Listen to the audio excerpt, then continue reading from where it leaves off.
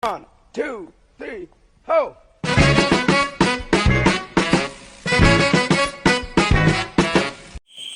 Yo, what's up? Uban ta mag a day in my life. Tara.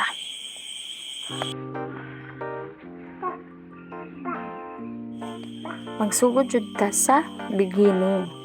Dili jud ko morning person like at all. Pero pag mamata na ngayon akong cute na kayo na alarm clock, syempre, bangon sa na kay mauyan pa lang ta sa buntag.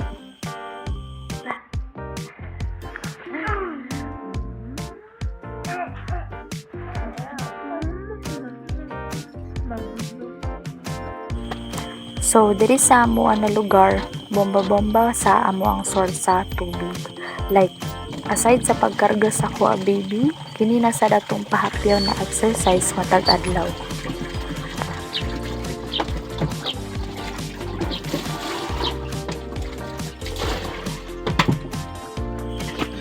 Fast forward, nakaligo na ta ng naw nga ha, kabigwa. Tapos, mamahaw ta gamay, kay gamiton, balag kapi-kapi lang.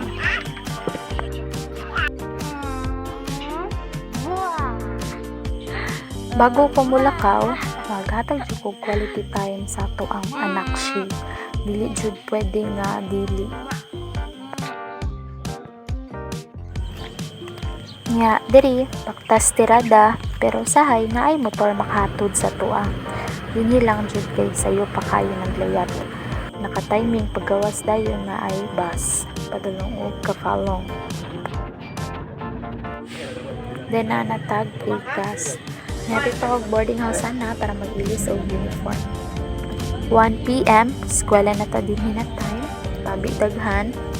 Gina-make sure dyan ako na maminaw ko tarong during discussions para dili na daghan kaayo studihan pag-abot sa balay. 4 pag Wednesday, then 5:30 pag Thursday, mahuman na akong klase. Gutom kayo na pagman og klase mo nang mangita jud ko kaon ana diri kauban ako akong mga alipin charay mga sister at nako na sa kikas food sa eskwela. Boom, teleport na nakog balay. Nagpa-welding ko og bakal na para sa terminal output sa major. Niya kaon na sad walay kaumanang kaon. Manihapon ta kay kadalasan gabi jud mi kapanghok sa balay kay mawang time na makante kay tulog ato ang baby. Kami tanan sa balay dugay jud tulog. Diri sad mi mga oras sa gabanding gahimo mga assignments sa eskwelahan. Tuara ang ilaw na sa lakit sa matapad sa kuha pero dula-dula ra jud nang ilaha.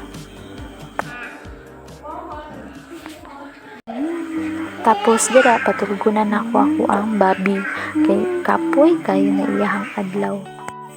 Pag tulog na ako ang baby, dira na ako magsugod og buhat sa ko ang ginagmay nga negosyo. O ginasabay ra pud nako og study kuntahay o magbuhat og assignment ug naa ni mga orasa. Kung i-base ako ang current lifestyle, dili jud sakto usahay ang 24 hours sa isa ka adlaw. Mahuman ko sa akong adlaw kadlaw na buntag na sad ko katulog. As a college student plus mama plus ganegosyo sad, lisod siya og kapoy sa paminaw. Pero sa kuha, fulfilling man siya if nakayanan i-survive ang matag adlaw. Mamastera lagi nato ning multitasking ug time management. Dili kalikayan magreklamo og kapuyon pero di po na ako ginakalimtan na magpahulay sad ug i-enjoy ako ang mga hobby usahay ug makayguyon. Ug magpasalamat sa Ginoo sa mga tao na nagasupport sa tuwa. Hays kahangak. Mauro to, salamat sa pagkuyog, babush!